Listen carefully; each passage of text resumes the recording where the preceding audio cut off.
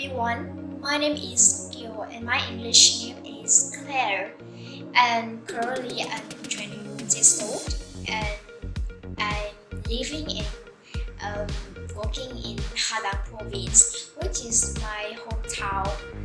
And I am also a connector English, and I always believe that English has a lot of benefits.